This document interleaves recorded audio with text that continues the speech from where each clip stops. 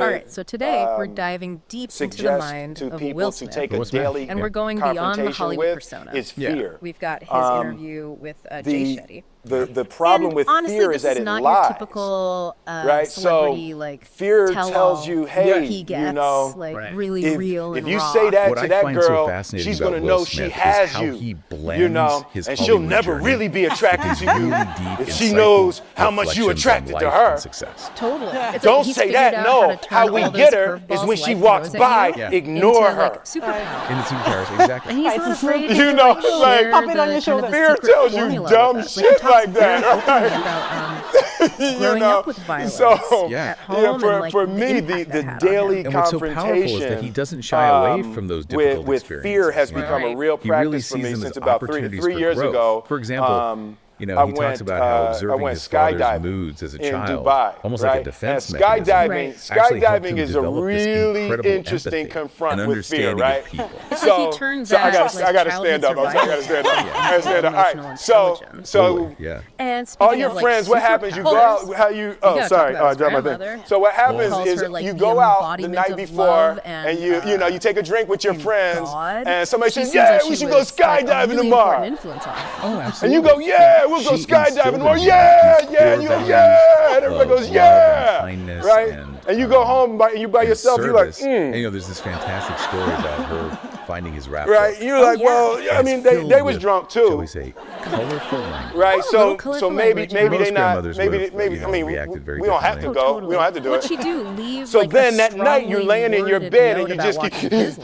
Not quite. And you're terrified. You keep imagining over and over again jumping out of an airplane, and you can't figure out why you would do that. Right? Talk about a power and you're laying there and you have the and worst night's sleep of your life, but you still have the hope that your friends were drunk. Profanity right? in his music. So you wake up the next day and you go, you know, down and you said where you were going to meet, and everybody's there. Yes. You're like, like, oh, it's not about like shutting down creativity. It's about encouraging. all right, cool. And, right? But, you know, so you get in the van, and you don't know that your friends had the same night that you had, because they're pretending like they did. And they're like, yeah, man, my uncle's a Navy SEAL, and you know, this is going to be great. I've been looking forward to this. And you're like, oh my God, and your stomach is terrible. You can't eat and everything, but you don't want to be the only punk who doesn't jump out of this airplane. So you get there, and then you have this safety brief, and you're standing there, and the guys that say, well, if the chute doesn't open, what's going to happen is you're doing, well, why the hell, what could happen? Exactly. He applied that But the chute wouldn't open, right? So you do a thing, and what you do is your first jump, you're attached to a guy who is going, you know, he's going to walk you out. So you go, and you get there, and there's an airplane, and nobody's stopping. Everybody's still going. So you get onto the airplane, and you're sitting there, and you know, it's extra because you're sitting on some dude's lap, some stranger. He's sitting on his lap, and it's like, you know, you're trying to make small talk. Yeah, man. Military mindset to conquer Hollywood. So you be jumping with people all the time, huh? It's really interesting. Right, you know. So and then you just want to make sure, you got kids, right? You got people you need to see, right? You just want to make sure he's serious, right? So you get in there, so everything's normal. So you fly and you go up to 14,000 feet, and you notice there's a light. It's red and it's yellow and green, right? So right now the light's red. So then you start thinking at some point the light's going to go green, and you don't know what's going to happen, right? And you wait, and it goes yellow, and the light goes green. And somebody opens the door, and in that moment you realize you've never been in a freaking airplane with the door open. But are we happy? It's a question we all have to ask ourselves. Oh, sorry, I'm spitting. That realization that led Will and terror, exploring different faiths, right? So you go, they immerse themselves in everything. You know, if you were smart, you sat in the back, so you don't go first, right? And then people start going out of the airplane. It's like they were on a quest for. And you go, and the guy walks you up big to the end of the thing, and you're standing, and your toes are on the edge, and you're looking out is down the importance to of understanding death. our own poison.